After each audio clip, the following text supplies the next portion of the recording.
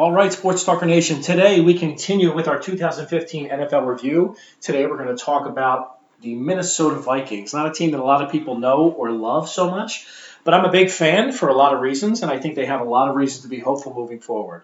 So let's start with what went right. I love Teddy Bridgewater coming out of college. I know he has a little bit of a suspect arm.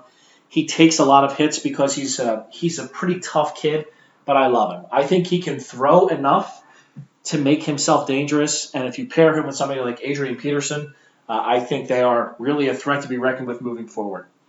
So what went right with them was Bridgewater. They uncovered a quarterback. They knew it last year. He got to play a little bit, got his feet wet. This year they turned the team over to him. They opened up the offense a little bit, and he proved that he's the real deal. He was a late first-round pick, and I know sometimes people think you have to get a quarterback in your top 5 picks, but that's not necessarily true. For what they want to do and playing in that environment, I think he can be a winner for them moving forward for a long time. Adrian Peterson also went right. This shouldn't be surprising to people, but I think people had written him off because of his age, including my buddy Bimbo, who told me that, he's 30, and once a running back turns 30, they're done.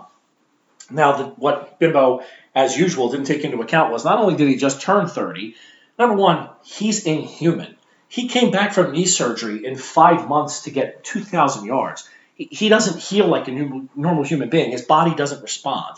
Number two, he's 30, and he missed an entire year last year. Granted, I don't love the fact that he whipped his kid with a stick, but I don't have to have dinner with him. I just have to talk about what type of player he is. Moralistically, he's got 100 kids with 99 women, all a problem, but really not my concern. I'm concerned with how he plays football. When he's on the field, he goes balls to the wall. He gives everything he can to his team. He's a perfect complement to an intermediate passing game. He makes that whole team better. So he certainly went right.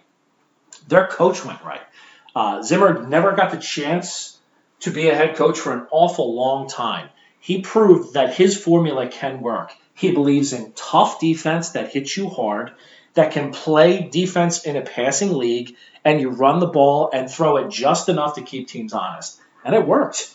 Wide receiver, I don't have anything great to say about Charles Johnson. He was supposed to be excellent.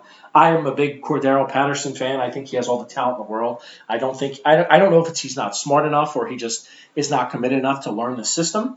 At tight end, they did have Rudolph, who did well, so that worked for them as well.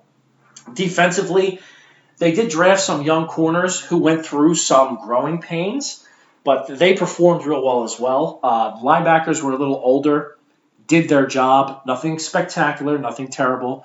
Defensive line, they were excellent.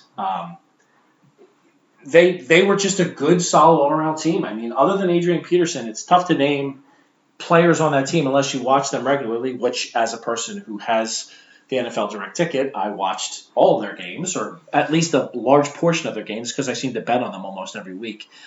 They're just a really fundamentally sound team run by a really good coach, and I think they're going to do well for themselves as they move forward. Now, of course, they have problems and they have challenges, and so does everybody. Just like everybody else, stop me if you've heard this before, they need an offensive lineman. They might need 2 offensive linemen. Now, they're made to look better because of the fact that they have such a great running back, who, by the way, I bet would have 4,000 yards over the next 3 years. So with his 1,400-plus yards this past year, I'm ahead of pace. So for those who bet me, and there were 4 different people who bet me, I'm going to expect a gigantic dinner when I win that bet in 2 years. But let's get back to what they need. So they're going to need an offensive lineman to help my boy Peterson win his bet and stay in the top 5 fantasy draft picks next year. They're going to need a wide receiver. Whether Johnson blossoms or not, they did get Stephon Diggs, who turned into a real find. But Charles Johnson had done that the same thing the year before, so who knows if it's a one-year thing. I would get a secondary complementary player. And I would also pick up another linebacker. Chad Greenway has been great for them. He announced this is his last year, so you have to look for a way to replace him. Other than that, you kind of stick with what you're doing. I don't think it's going to be sexy, and it's not going to be glamorous, and people aren't going to love watching it. But I do think he can win, and I think Zimmer knows what he's doing. And I think with the young talent that they have, mixed with the young quarterback and the stable veteran coach and running back, this team can be a perennial playoff threat for the next 3 to 5 years. Well, that's all I have today. I'm the G Man as we talk about our 2015 review of the Minnesota Vikings, and I am out.